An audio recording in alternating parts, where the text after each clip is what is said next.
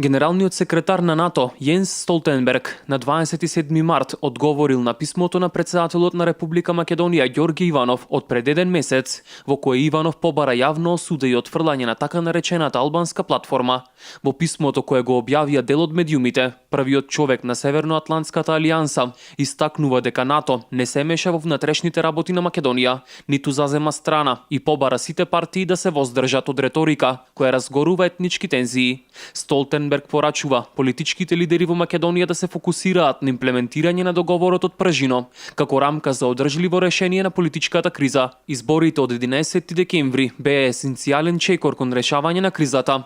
НАТО не се инволвира во внатрешните процеси во Македонија, ниту зазема страна, но наш интерес е да ги почитуваме политичките вредности и принципи на кои почива алијансата.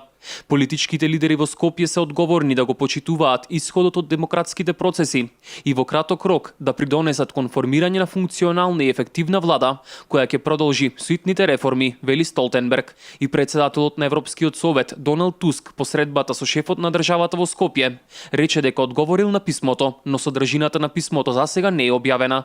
Председателот Иванов во пресрет на Европскиот совет на 7 март испрати писмо до членовите и првиот човек на советот, до Столтенберг, до председателот на САД Доналд Трамп и турскиот председател Реџеп Тајип Ердоган, во кое побара јавно осуда и отфрлање на платформата поради нејзиниот ултимативен и уценувачки карактер. Отсуството на јавна осуда на платформата од Тирана од страна на меѓународната заедница, предупреди Иванов, само ќе охрабри слични обиди во нашиот, но и во други региони во Европа со сложена етничка, религиска и јазична реалност.